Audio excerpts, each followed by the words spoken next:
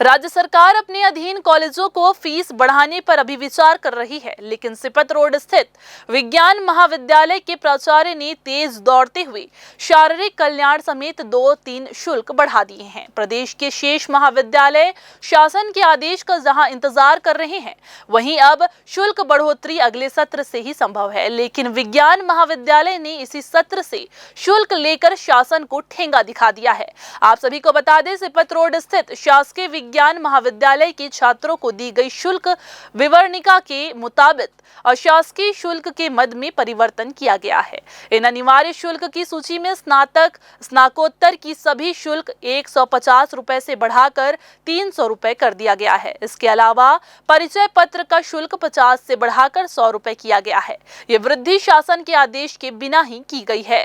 जैसे वृद्धि किया गया है शारीरिक कल्याण शुल्क में 100 रुपये से बढ़ाकर लगभग मेरी जानकारी के मुताबिक 100 रुपये से बढ़ाकर 120 रुपये से बढ़ाकर 300 रुपये के आसपास किया गया है। और जिस हिसाब से आप फीस शुल्क वसूली कर रहे हैं उस हिसाब से आपको यहाँ सुविधा प्रदान करनी चाहिए। वो और जो शुल्क वसूली किया गया है असल में शासन से बिना अनुमति के किया गया है। तो प्रशासन को अपने हिसाब से मनमानी करना और छात्र छात्राओं से इस तरह का वसूली करना शोभा नहीं देता। आप देख सकते हैं किसी भी विद्यार्थियों के गले में आई कार्ड नहीं, जबकि किसी भी कॉलेज में संस्था में आई कार्ड होना अनिवार्य चीज़ है। ये आई कार्ड सबसे पहली बात है।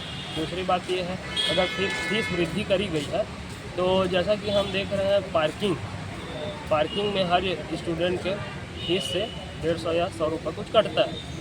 न यहाँ पार्किंग में कोई व्यवस्था है, न कोई वहाँ चेकिंग करता है। अगर कल की डेट में आपकी कोई बाइक साइकिल कुछ भी चोरी हो गई तो उसका आपको रिपोर्ट यहाँ करोगे तो यहाँ कुछ नहीं मिलने वाला, सीधा बोलकर थाने में जाकर आप कंप्लेंट करोगे। शासन के आदेश की प्रतीक्षा किए बगैर सरकार को ठेंगा दिखाते हुए शासकीय विज्ञान महाविद्यालय के प्राचार्य ने शारीरिक कल्याण शुल्क 150 रुपए के स्थान पर 300 रुपए वसूलना भी शुरू कर दिया। इसके अलावा लगे हाथ परिचय पत्र स्मारिका में भी फीस बढ़ाकर वसूली शुरू कर दी गई है।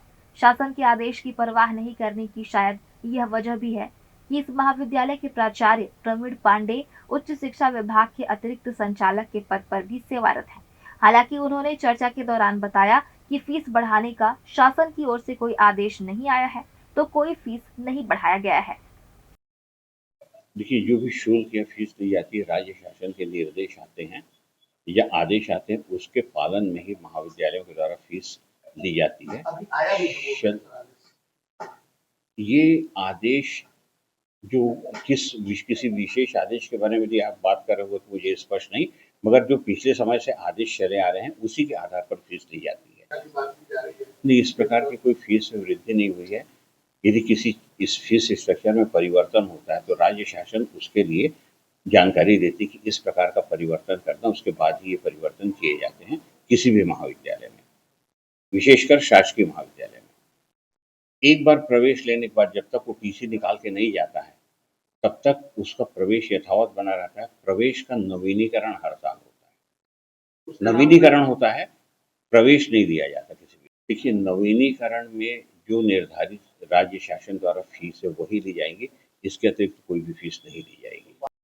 उच्च शिक्षा आयुक्त की अध्यक्षता में आयोजित बैठक में लिए निर्णय के बाद शासन से अनुमोदन के लिए फाइल सचिव एवं मंत्रालय तक जाती है। उनका अनुमोदन के लिए जाने के पश्चात ही आयुक्त द्वारा किसी तरह का शुल्क बढ़ाने का निर्देश दिया जाता है। यानी किसी भी कॉलेज के शारीरिक कल्याण शुल्क की बढ़ोतरी अभी नहीं की जा सकती है। कारण यह है कि शासन स्तर पर अभी इस मसले पर विचार किया जा रहा है। अब यह सत्र भी शुरू हो चुका है, तो इस साल अब बढ़ोतरी के आसार भी नहीं है। अगर बढ़ोतरी की जाएगी तो वह शैक्षणिक सत्र 2025-26 से ही प्रभावी होगी।